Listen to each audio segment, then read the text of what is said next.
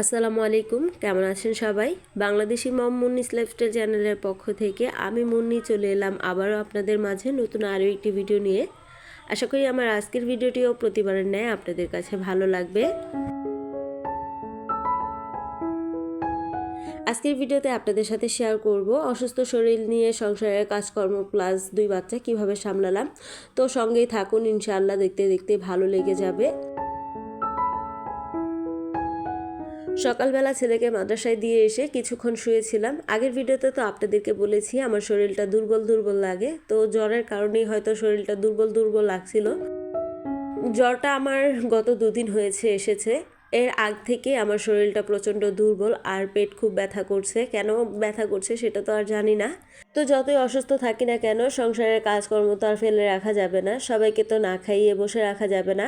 আমি ছাড়া কেউ কাজকর্ম করতে পারে না, আমার শাশুড়ি তো চুলা জ্বালাতেই পারে না, তবে তাকে চুলা জ্বালিয়ে দিলে সে আর কি কাজকর্ম করতে পারে।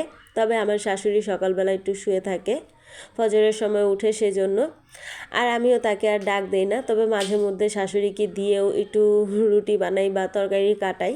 তবে আজকে ভীষণ খারাপ লাগতেছিল, তবু এই যে সকালে নাস্তাটা বানিয়ে সবাইকে খাইয়ে দিয়েছি। এরপরে ছেলেকে 10টা বাজে টিফিন দিয়ে এসেছি। টিফিন দিয়ে বাসায় এসে আমি তো বসে বসে নাস্তা করতেছিলাম নিচে। নাস্তা সেরে ঝটপট করে দুপুরে রান্নাবান্নার আয়োজন শুরু করেছি। যেহেতু শরীরটা খুবই খারাপ, কোনো কাজকর্মই আজকে করতে মন চাইবে না, অলসতা ধরে যাবে, তাই বসে না থেকে ঝটপট কাজকর্ম শুরু করেছিলাম আর কি। আমি যেমন অসুস্থ, জ্বর ঠান্ডা, আমার হাজব্যান্ডও অসুস্থ, জ্বর ঠান্ডা, সাথে আমার ছোট ছেলেটারও জ্বর ঠান্ডা, আবার বড় ছেলেটারও ঠান্ডা লেগেছে। বলতে পারেন যে আমরা 4জনই অসুস্থ ঘরের ভিতর। তো 4জনই অসুস্থ, কে কার সেবা করবে? আমার হাজব্যান্ড তো আজকে বাসায় আছে, সেই জন্য আমি আর সেদিন ভিডিও করতে পারিনি। প্রায় 2 দিনের ভিডিও আমি একসাথে আপনাদের সাথে শেয়ার করছি, সেজন্য আগে আপনাদেরকে দুঃখিত জানিয়ে নিচ্ছি। এই যে আজকে দুপুরে আমি ঢেঁড়স ভাজি করব, আর আগের দিন আমার শাশুড়ি বেগুন আলু দিয়ে পাঙ্গাস মাছ দিয়ে তরকারি রান্না করেছিল, সেটা রয়েছে, ডালও আছে, আর সাথে শুটকির বাগার। এটা তো সবসময়ই আমার ঘরে থাকে। তো এগুলো দিয়ে আমরা দুপুরের খাবার দাবার খেয়ে নিব। ঘরে একজন অসুস্থ থাকলে তার সেবা যত্ন করা যায়, যদি সবাই অসুস্থ থাকে কে কার সেবা যত্ন করবে আপনারাই বলেন। আমাদের ঘরে আমরা সবাই অসুস্থ, কে কার সেবা যত্ন করব? শুধু আমার শাশুড়ি একটু সুস্থ আছে, ওনাকে যেন আল্লাহ সুস্থ রাখেন এই দোয়াই করি।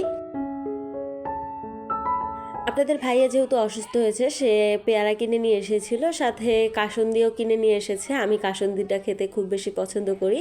আপনাদের ভাইয়া আমাকে বলছিল তাকে পেয়ারা কেটে দিতে, তো আমি এই যে পেয়ারা কেটে নিয়েছি, সুন্দর করে প্লেটে সাজিয়ে নিয়েছি, আর উপর দিয়ে একটু কাসুন্দি দিয়ে দিলাম। কাসুন্দি দিয়ে পেয়ারা খেতে কিন্তু বেশ ভালো লাগে। আমি তো কাসুন্দি এমনিতেই অনেকটাই পছন্দ করি, তবে আমার হাজব্যান্ড খুব বেশি একটা পছন্দ করে না। তাকে বলেছিলাম যে সাথে বিট লবণ নিয়ে আসতে, কিন্তু সে বিট লবণ আনেনি। বিট লবণ খেলে নাকি সমস্যা হয়, এমনি লবণ খেলেও তো সমস্যা হয়, তো বিট লবণ খেলে কি সমস্যা? সে আনেনি। এখন আর কি করার, এই যে ঘরে লবণ ছিল, সেই লবণই উপর দিয়ে একটু ছিটিয়ে দিলাম।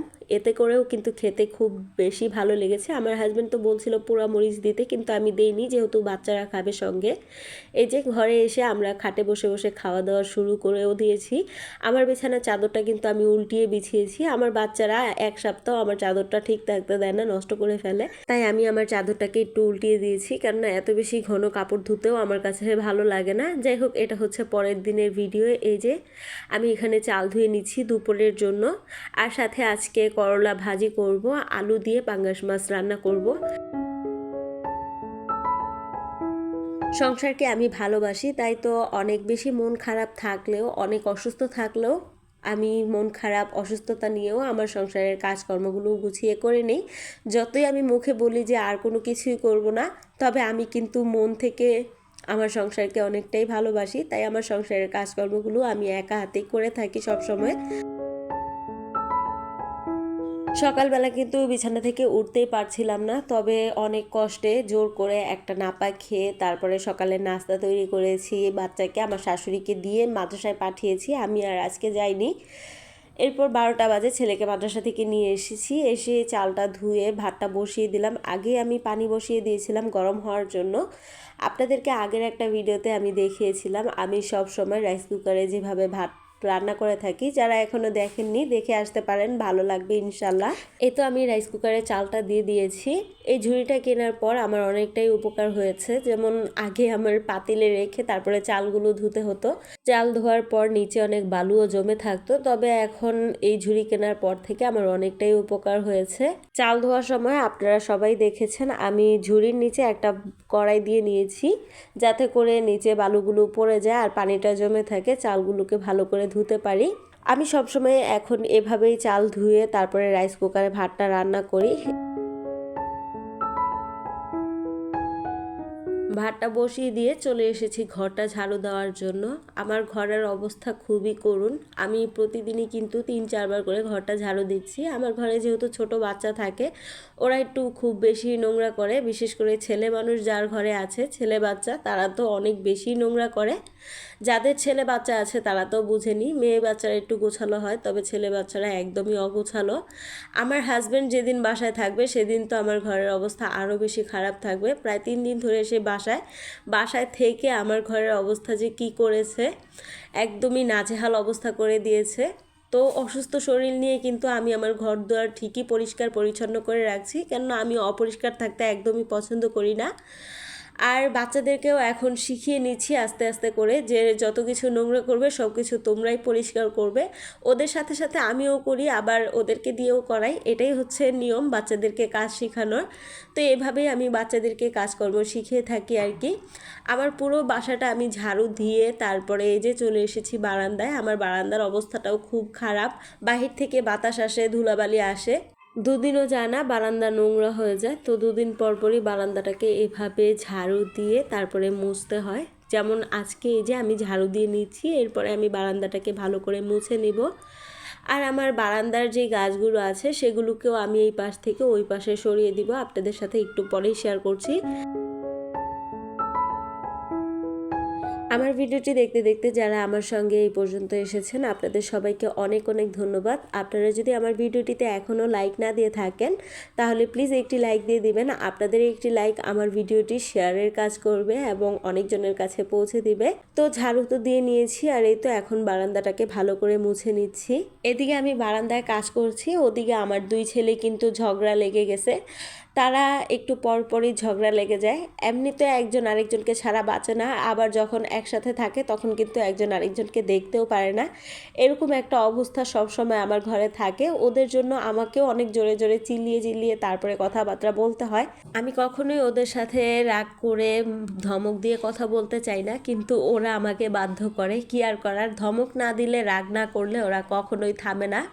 যেমন এই যে আমি কাজ করছি আর ওদেরকে ধমক দিতেছি যাতে করে আর কোনো শোরগোল না করে আর কি।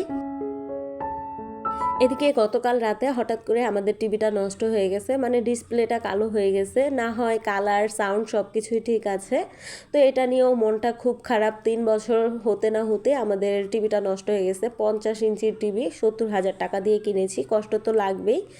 কষ্ট লাগলে আর কি করার, যেটা নষ্ট হয় সেটা তো নষ্ট হবে। তো যে দোকান থেকে কিনেছি তাকে ফোন দিতেছিলাম, ফোন দেওয়ার পর সে বলতেছে এটার তো গ্যারান্টি শেষ হয়েছে 3 মাস আগে, আর টিভিটাও নষ্ট হয়েছে 3 মাস পরে।